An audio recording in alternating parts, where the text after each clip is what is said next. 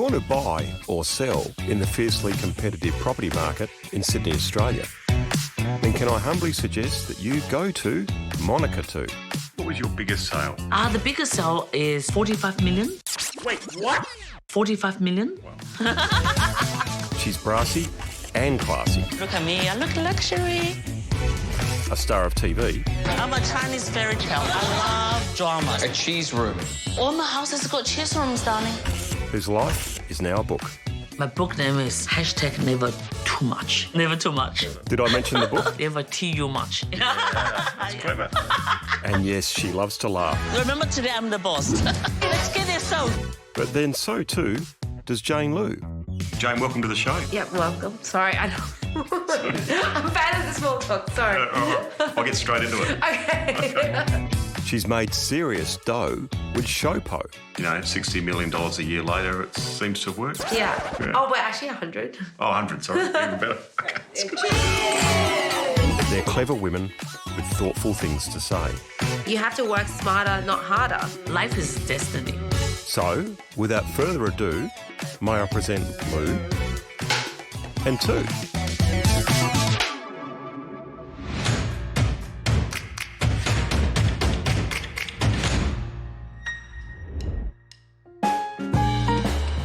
When you're about to meet two of the most stylish and fashionable women in Australia, you really need to make an effort. Hey, Joseph, how are you? Nice to see you, mate. Yeah, good. First, a snip in time, then a close shave,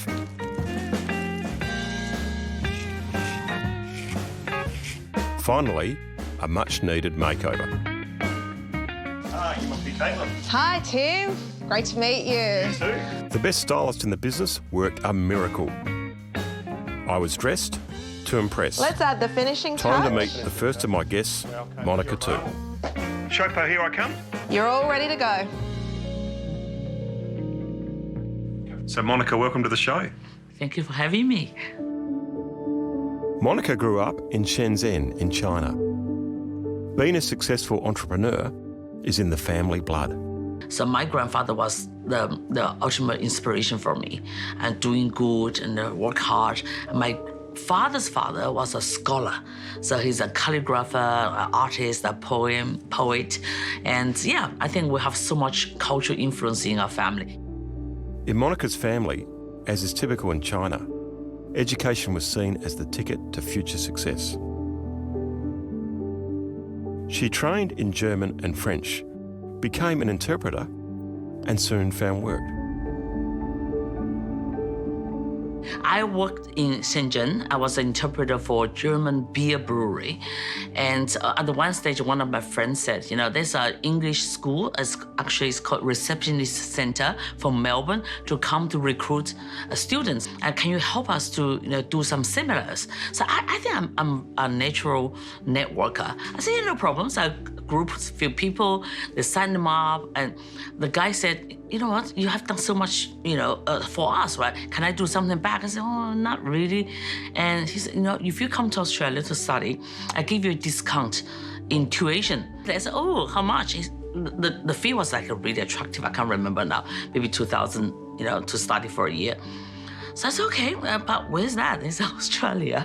I said, okay. I couldn't speak English, but I took the opportunity. I said, okay, let's give it a go. So I quit my job, which is like Prestigious very job. good job, and come to Australia with nothing.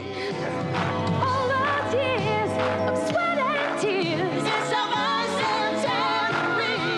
It was the year of Australia's bicentenary. What a sight she makes, looking just like the ships of the 18th century that would have sailed in here 200 years ago today. In the years following, Monika studied international trade, lived in Melbourne, moved to Sydney, got married, and then in 1992 started selling floppy disks at a market stall. Over more than a decade, she built the business into a multinational electronics company before selling it to spend more time with her daughter. Then, 2 years later, she had the itch to get busy again and took the leap into real estate with her husband Jad. So this one we sold for $45 million. This one $39.9 million. This one's $15 million. I just love breaking the records. They called it Black Diamonds, and it's become the jewel in Sydney's luxury property market. Let me give you 5 reasons why you should buy this house. Monika, the woman who arrived with no English and no fear, is now the queen of property in one of the most competitive markets on earth. We are the top end of the properties. I've always got the feeling that you could have been New York, London, Tokyo, anywhere, but you chose Sydney. So we're quite lucky to have you, huh? I think Australians are very lucky to have me. Yeah, very lucky because I'm such a I'm honest and I'm smart. And again, I think I see myself as a true ambassador for both culture, Australian and Chinese. And there seems to be, like, you're very straightforward, you're very honest and direct. That goes well in Australia. That goes really well in Australia. Yeah, I've been traveling probably around the world, so this is the best place if you choose to live in a Western country for Chinese, and this is the best place.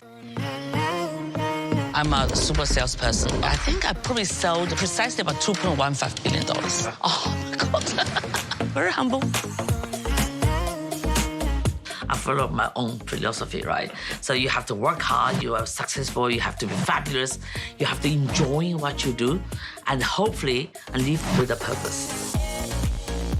It's a philosophy that resonates with Jane Lu. Like Monika, Jane's formative years were spent in China. Then, when she was 8, her mum and dad brought their young family to Australia.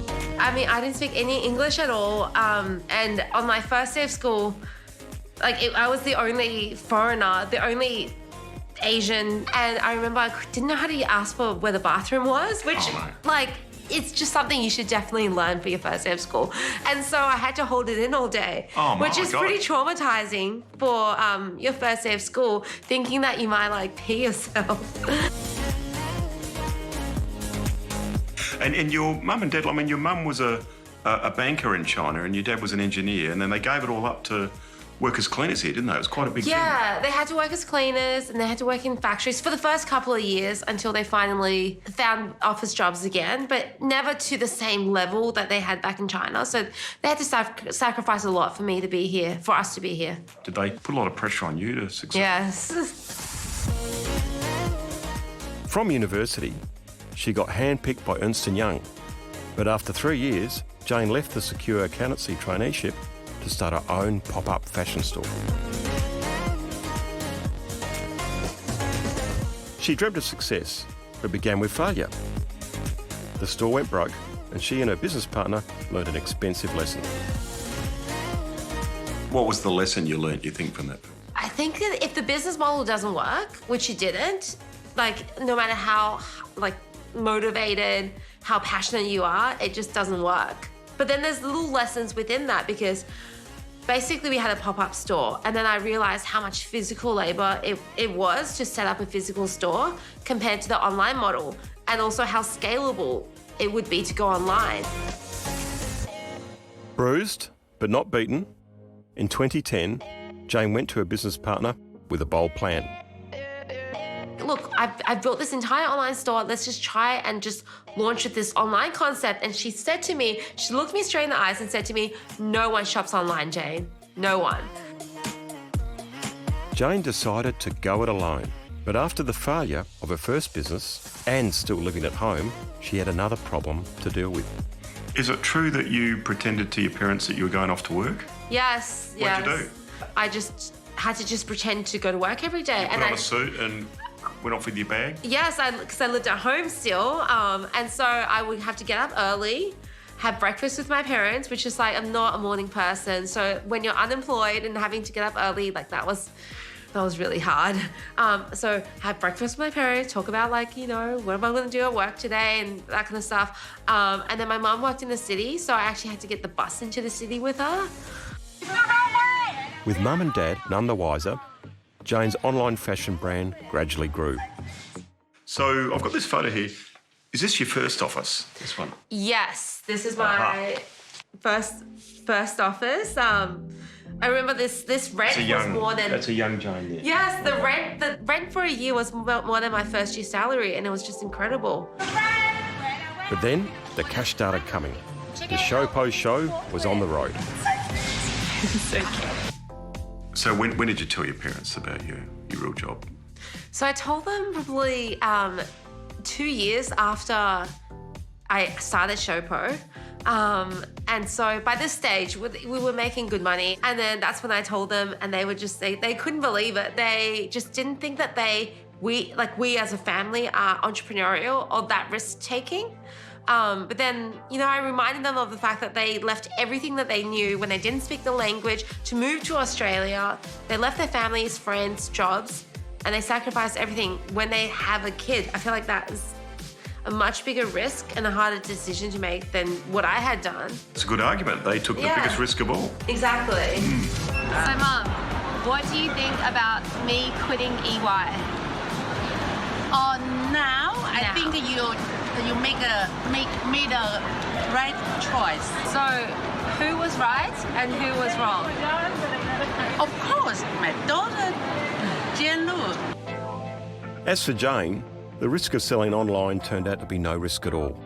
But in the early days, getting her SHOWPO brand known meant a new way of thinking.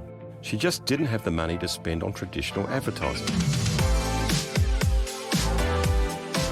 I lost money in the first business, so by default, I had to use social media, and that's how the business actually grew.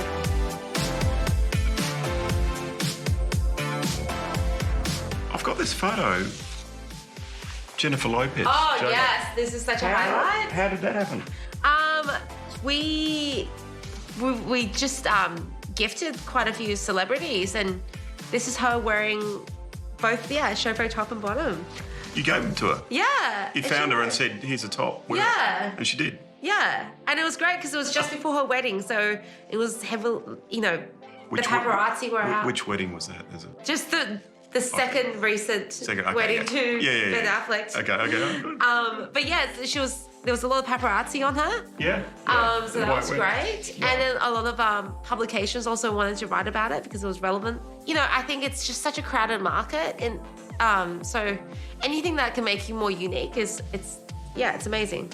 So what, you got 3 million social media followers? Yeah. 120 countries? That's extraordinary. Yeah.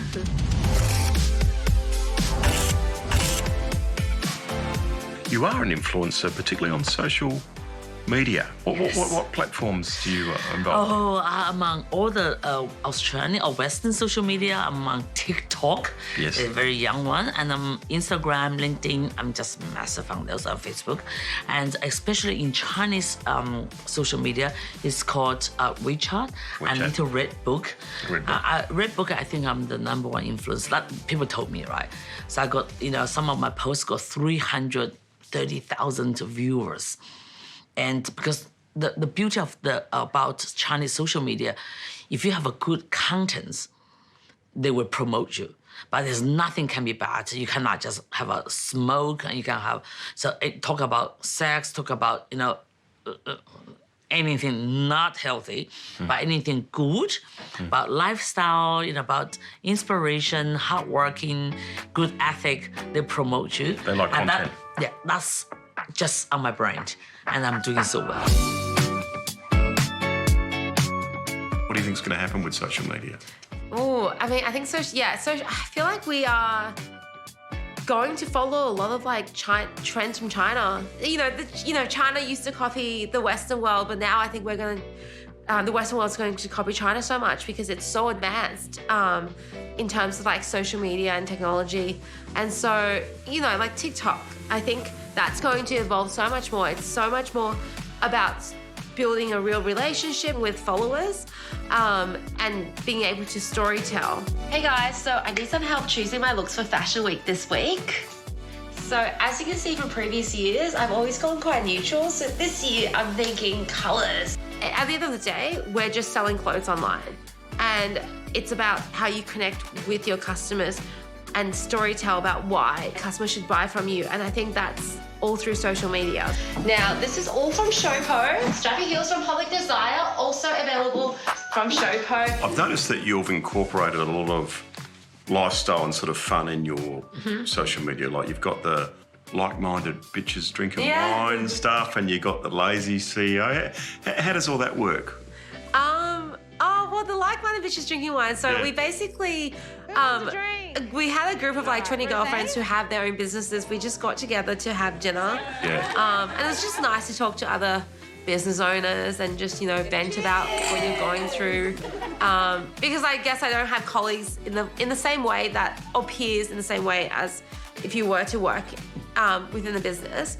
And so it's just nice and then also just to celebrate wins and just share some of the common pain points. It's nice to hear that someone's going through the same thing in a way. So it's a bit of therapy almost. A bit of therapy, yes. And then we had so much fun. We're like, we should just let's just open it up and anyone who wants to come can come. And we put it on Facebook and we didn't think it'd go anywhere. So we just thought, let's just call it what it is. We're just like-minded bitches drinking wine. Let's just, you know, we'll call it that. Now, 165,000 members later, it's really, it's become incredible. Become a thing, yeah. And the lazy CEO, you're not lazy at all. Where'd you get that from?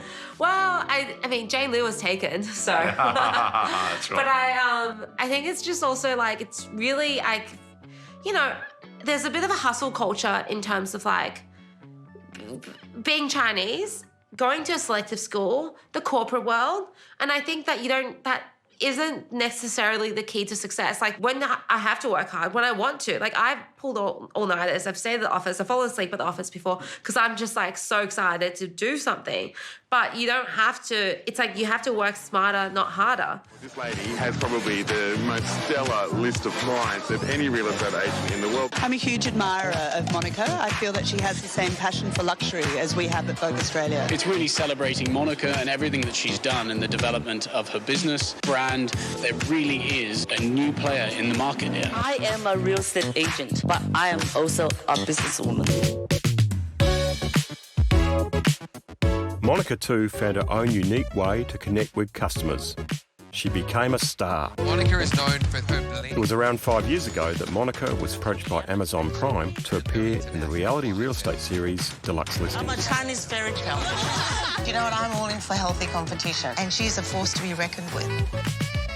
And the season 1, you know, the producer said, Monika, I want you to be on the show. I said, I'm a serious entrepreneur. I have my personal brand. I don't want to be in a show I don't know about. So about, you know, like maybe Crazy Rich Asians. I love the show, by the way, right? Or like Housewives. I love this show, but it's not my brand. My brand is, you know, I'm a serious entrepreneur. Yeah. And with a lot of fun. And 6th season, I come back and said, Monika, I want you to be in the show. I said, yeah, actually, I look at season 1. Fantastic, amazing. But I definitely can add a little bit luxe to the show because I understand luxury. It's the best built house we ever seen. Oh, wow. Let's talk about luxury. I understand what the audience, when they look at the show, what is luxury all about. So little touches on the season 2, you can see there's a lot of flux in that show that makes show even more popular and more on brand with luxe listings. It's not just about the houses, because other people's house, about the agent, right? About how we do it. A lot of personalities. I'm so fortunate to have our superstar real estate agent, Uncle the One Room. Yes. I love it. At the age of 58, somebody approached you for an international show.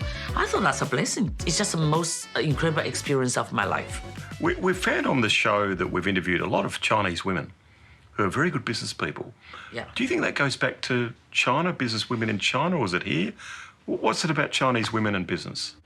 I think it's actually a lot of women very good in business. Yes. So we are, you know, Chinese women very resilient. Okay, and we're, again, I think the education upbringings, you know, like my family, they want us to be independent. We're just strong women from the upbringings. Do you think your ability to speak Mandarin and your Chinese culture and background has helped you when travelling to China and setting up suppliers and so on? Has it made a difference to you, do you think?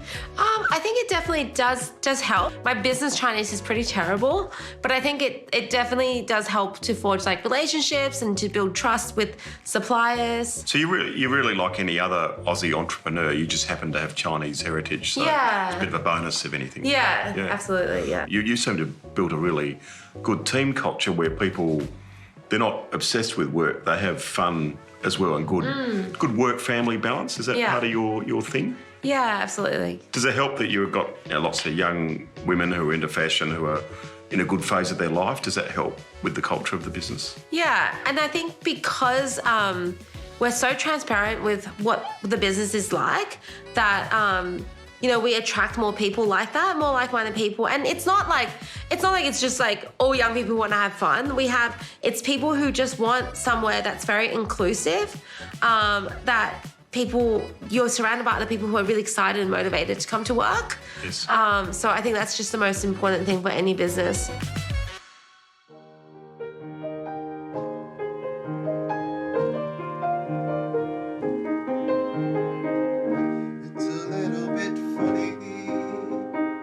In her brilliant career, Monika too has hit all the right notes. An independent spirit who arrived in a foreign land with no money and not a word of English. I don't have much money. Monika made a fortune and found fame along the way. I'd buy a penthouse from Monika where we could live. She's led a fortunate life, which is why she believes it's important to help those who aren't doing quite so well. Via the charity CEO Dare to Cure, Monika has raised millions to help children with cancer through the legendary Sydney event known as the Gold Dinner.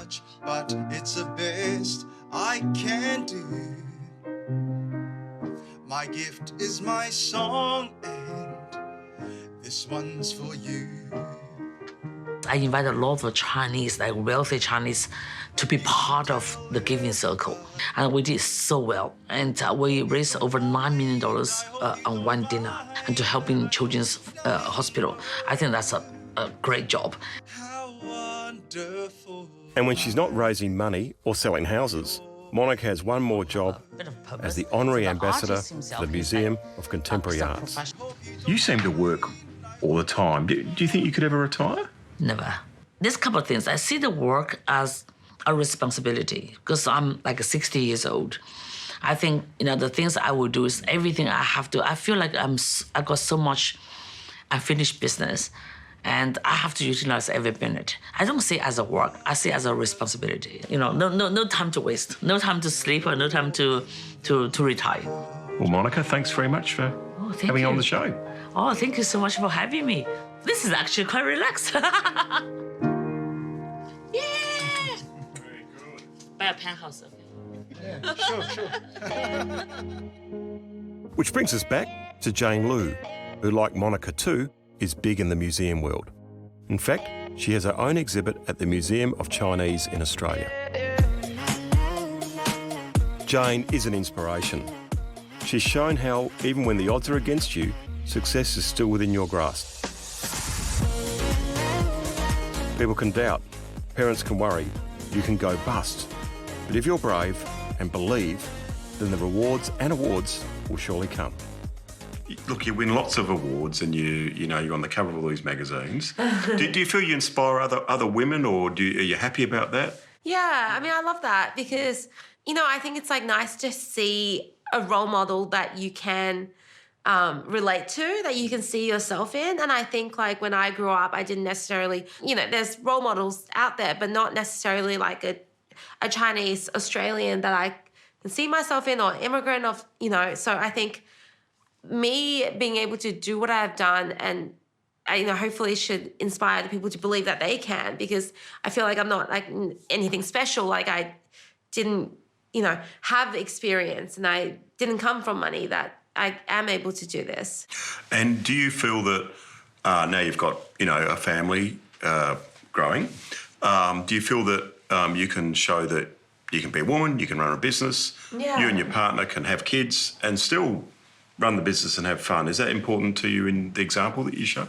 Yeah, absolutely. I think the whole point of having a business is to, I mean, for me, I think it's not the destination. It's the journey, not the destination. Yeah. But it's so true because ultimately, even if everything failed right now, you know, I've enjoyed my 20s, 30s. I'm doing things that I've never been able to do. I've achieved something, as opposed to working in a job that I know I don't like, that working my butt off to just be mediocre at something, because if I don't like it, I can't be great at it. Do you get worried about being copied, or do you think you just keep innovating? No, yeah. I mean, in this space, you have to just keep innovating. And I think that's why you have to really build a brand, because it's more than, because it's hard for people to really just copy your brand. They can do what you're doing, but they don't.